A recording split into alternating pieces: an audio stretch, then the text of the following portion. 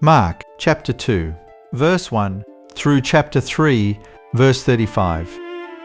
The physician for sinners and Lord of the Sabbath. Mark begins by announcing the gospel of Jesus Christ, the Son of God. In Galilee, Jesus proclaims that the kingdom of God has come near, and he calls people to repent and believe. But in Mark 2 and 3, the kingdom is not an idea to admire from a safe distance. The kingdom arrives in the person of Jesus, walking into crowded rooms, compromised lives, religious arguments, and wounded hearts. Notice the doorway in this image. People are pressing toward the light, but the passage will show different responses. Some come with desperate faith. Some stand near mercy and resist it.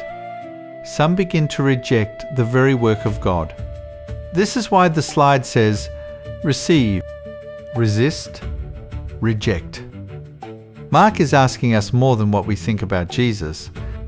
He is asking what our hearts will do when his authority and mercy come near.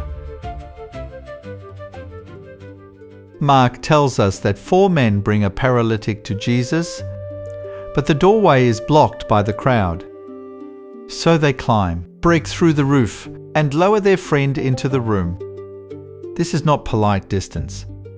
This is faith pressing through every obstacle to reach Christ. And Mark says Jesus saw their faith.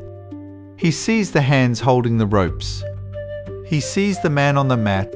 He sees what others are carrying. But then Jesus speaks to a deeper need than the room expected. Before he speaks to the man's legs, he speaks to his sins. Son, your sins are forgiven. That word is tender, but it is also astonishing. Jesus is not minimizing the man's suffering.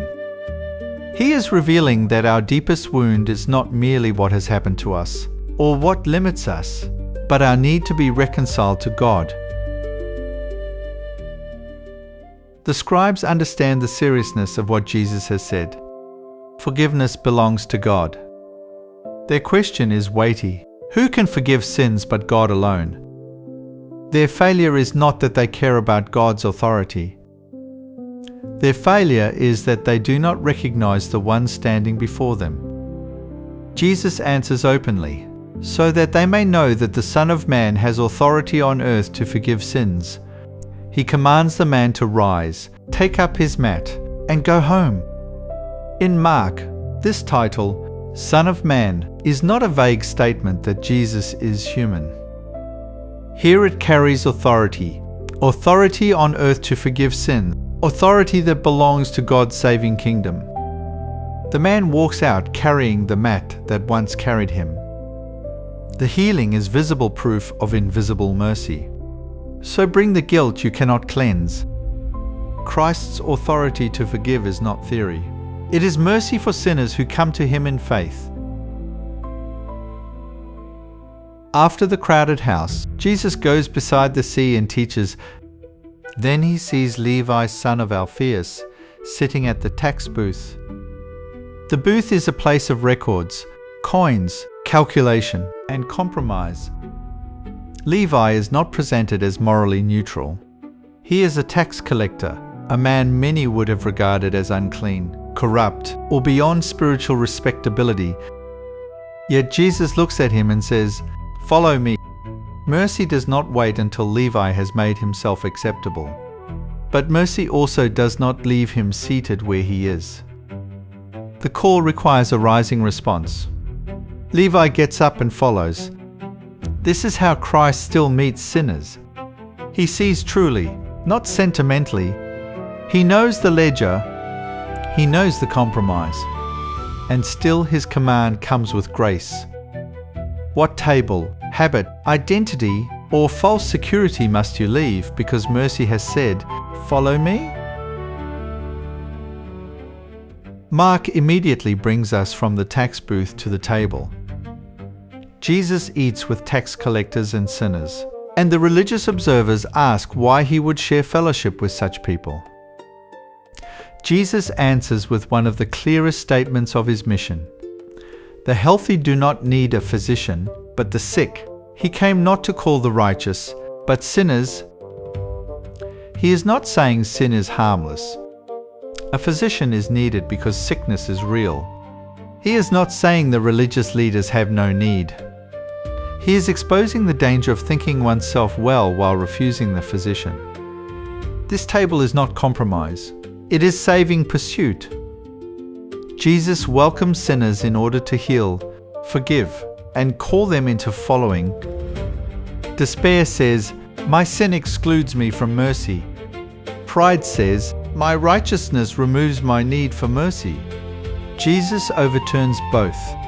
Admit your need. Sit at his table with gratitude. Then rise and follow.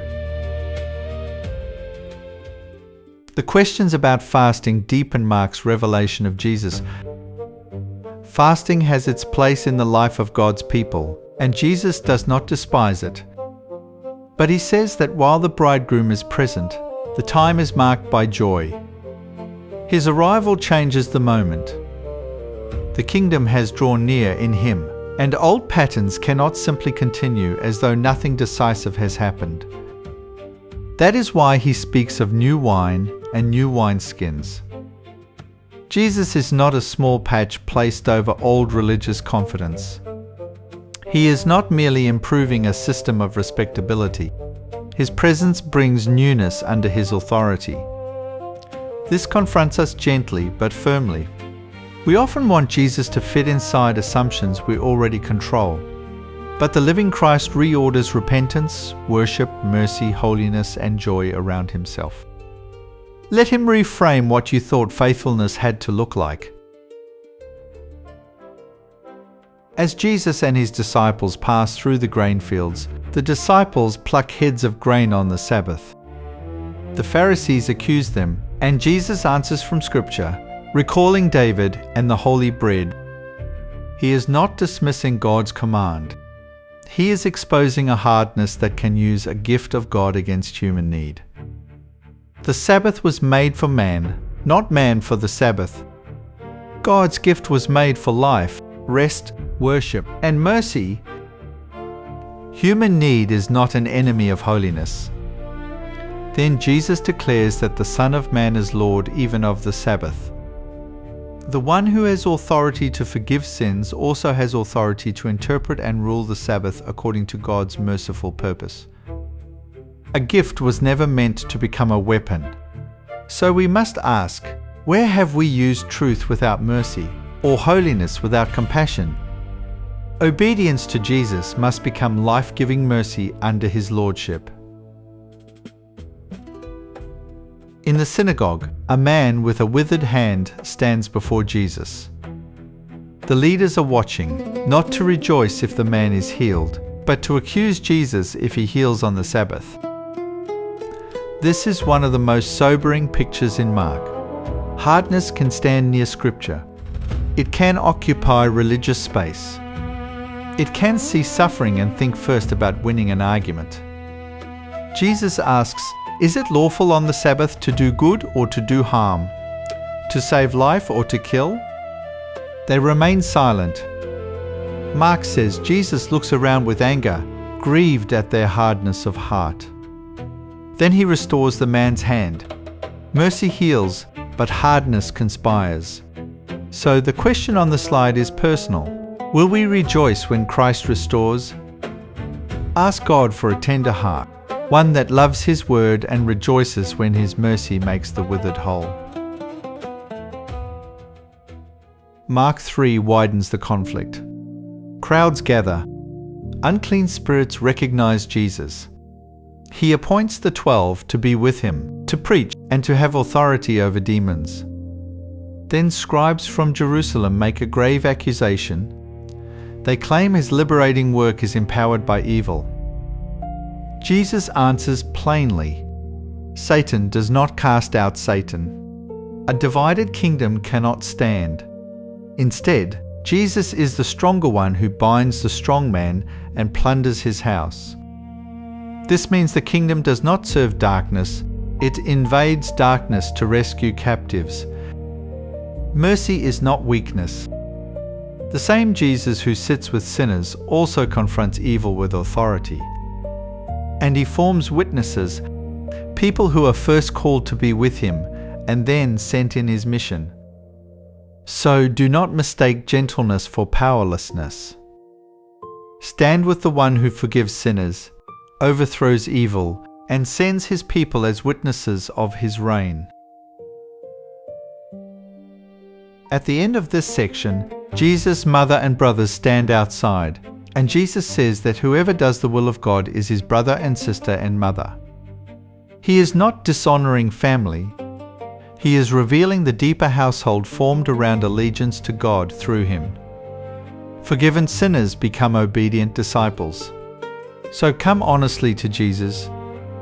Name what this passage has exposed: guilt, pride, accusation, hardness, despair, or reluctance to follow. Lay it down without excuse.